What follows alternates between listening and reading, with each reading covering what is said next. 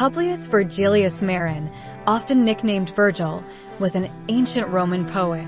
His poems have always been read and considered most praiseworthy, linking the founding of Roman culture to the Trojan War, describing one of the most tragic romances ever written, explaining the fundamental source of Roman conflict with Carthage. In this video, you may learn details about one of the books in Virgil's eternal renown epic, the Aeneid. First book, the Trojan refugees meet the Queen of Carthage. This epic poem begins with the words of an omnipresent narrator. I must say, at the beginning this voice is not altogether clear. The poet seems to relate various elements that will ensue throughout the tale. It is clear that the story will be about the origins of Rome. Likewise, that Hera, the divine wife of Zeus, the king of the Olympians, aims to hamper the seed that will give rise to this most glorious of cities. There is also a reference to Carthage. It is said that Rome will one day destroy it. Lastly, the voice sings of Troy and of its destruction. From this ruined city flows a fleet of refugees. They head towards Italy, but Hera wishes to derail them. She complains that her vengeance is not done until all the blood of Troy is completely eradicated from the face of the earth. The goddess calls upon the aid of a certain Aeolus, a god of the wind, to derail the Trojan fleet and crash them on the shores of Africa, near Carthage. She explains to this deity, "A race of wandering slaves, abhorred by me, with prosperous passage cut the Tuscan sea. To fruitful Italy their course they steer, and for their vanquished gods design new temples there. Raise all thy winds, with night involve the skies, sink or disperse my fatal enemies." It must be remembered that the fight for Troy was also a fight between the gods, the likes of Venus and Mars supporting the Trojans. The winds consent to Hera's request. When the storm strikes the ships, a hero within them, the Trojan chief, Aeneas, is quoted lamenting their misery. After their ships crash on the beaches of North Africa, the whole of which is described very vividly, Neptune, the god of the sea, appears. He is angry at the winds for disturbing his realm without his own consent. Therefore, he smoothed the sea, as, when in tumults rise the ignoble crowd, mad are their motions, and their tongues are loud, and stones and brands in rattling volleys fly. If then some grave and pious man appear, they hush their noise, and quenches their innate desire of blood. I rather liked this analogy. It is something that is perhaps as if lost in modernity. In antiquity, seemingly, it was far more common for a single voice to make a storm or a calm out of a crowd. The Trojans managed to step out of their ships, take a brief break, and a certain Achates lights a fire as Aeneas surveys their location. Then, the two priors set out on a hunt. They catch 7 deer, which they divide between the crew of the 7 shipwrecks. As they eat, the hero attempts to cheer his fellow refugees by saying, "What greater ills hereafter can you bear? Resume your courage and dismiss your care. An hour will come with pleasure to relate your sorrows past as benefits of fate." This is a most paradoxical truth in life, one that is a joy to know, rather than merely understand. Aeneas' words animates them, but their joy is short-lived as soon thereafter they think of all the companions they have lost. The scene changes as now Venus, the deity, implores aid from Zeus. The great king of the gods tells her that it is the will of fate for Aeneas, the goddess' son, to give birth to Rome. Therefore, this future will be completed. Nothing can stop it. Jupiter even provides a list of the future progeny of the hero until the time of Romulus and Remus. What is more, in a distant future, an age is ripening in revolving fate, when Troy shall overturn the Grecian state, and sweet revenge our conquering sons shall call, to crush the people that conspired her fall. Jocularly, Zeus goes as far as mentioning Julius Caesar, from which allegedly will follow a time of great peace and prosperity across the entire world, LOL. To ensure that all unfolds according to fate, as paradoxical as such a thing may seem, Jupiter sends Hermes to counsel the queen of the Carthaginians and tells Venus to do likewise with her son. The next day, after a sleepless night, the 2 Trojan heroes, Aeneas and his friend Achates, leave in search of any population that may aid them. They quickly find a most beautiful young woman. This is Venus disguised as a mortal. It is curious that she carries about as if she were Artemis. Either way, they learn from her about Carthage, a colony of Tyre. She says, Phoenician Dido rules the growing state, who fled from Tyre to shun her brother's hate.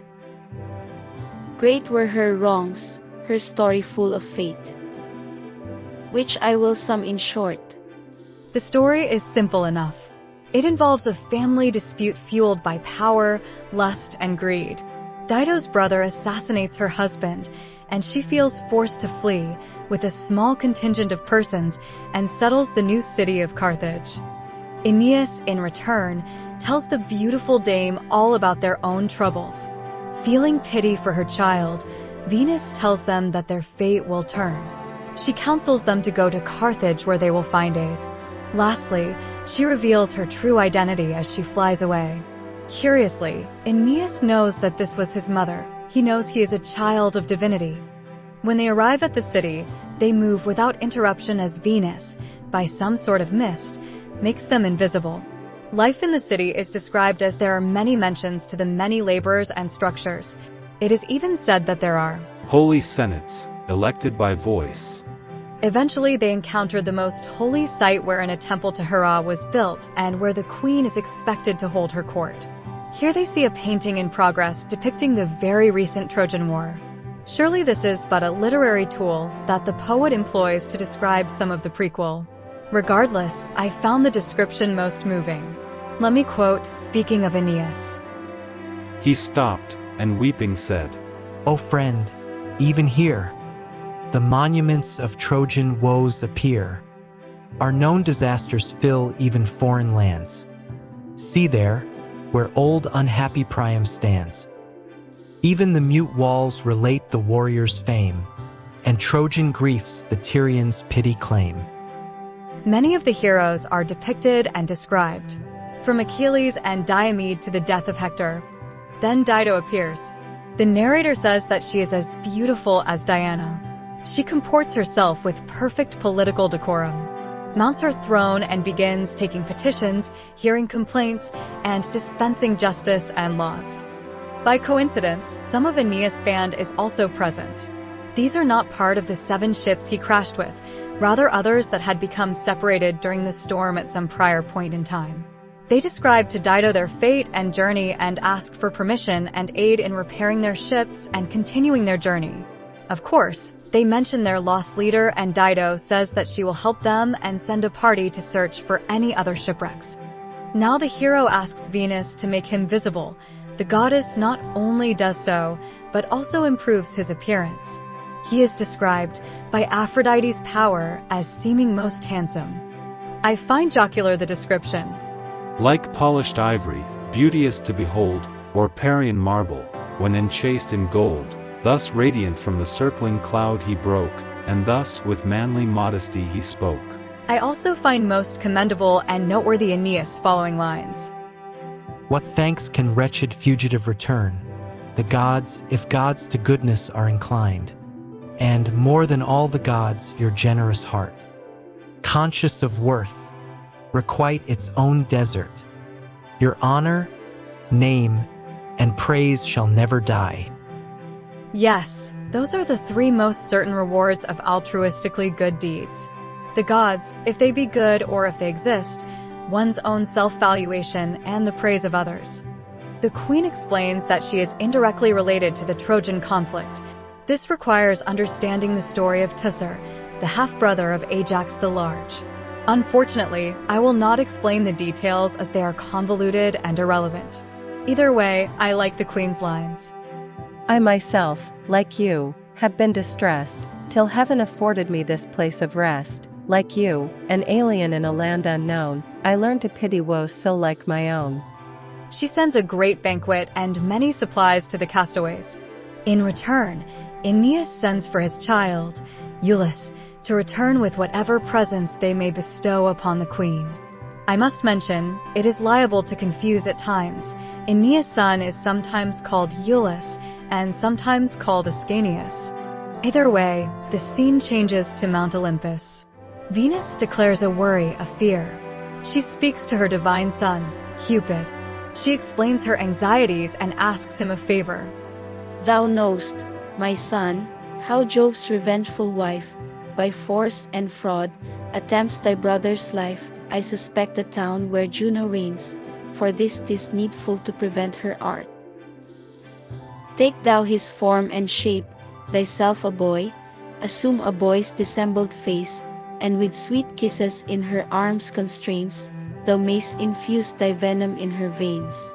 Simply put, she asks Cupid to inculcate into Dido's heart love for Aeneas. It is curious, as prior to this the narrator had already said that the queen was taken with the hero's appearance. Either way, while Cupid does as his mother instructed him, the goddess delays the real child of Aeneas, Ascanius, by putting him to sleep. In the Carthaginian palace, they have a banquet when the god arrives disguised like the hero son. The narrator says, Unhappy Dido little thought what guest. How dire a god she drew so near her breast. But he, not mindless of his mother's prayer, molds her heart anew, and blots her former care. The dead is to the living love resigned, and all Aeneas enters in her mind. As such, the queen forgets her deceased husband and now finds herself madly taken by Aeneas. The poet then describes the nature or activities of the banquet. After they fill their hunger and begin drinking wine, a poet sings of what Atlas, the Titan, discovered and shared with humanity. Yes, it is unequivocal that Atlas was an astronomer, not as he is often depicted. It is said that he discovered much of the movement of the moon, the reason why eclipses occur, what brings about rain and storm, even what truly makes the earth shake. This is very paradoxical, as the whole poem is a myth that makes use of myth. Meaning, consider, Poseidon is supposed to be the cause of earthquakes, LOL.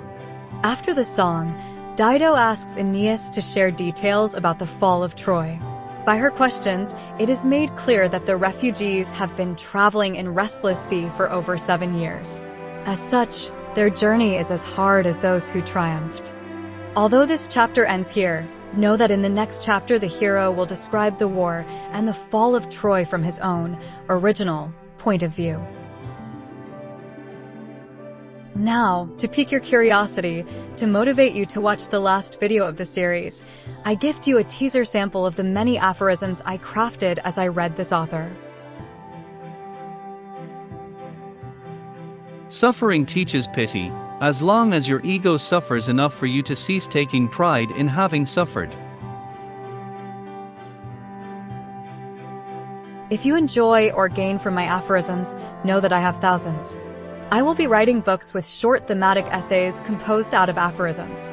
These essays are profound and intriguing, yet easy to read. For very cheap copies, look up Protagoras Pause in the Amazon website. I repeat, Protagoras Pause, that's my name.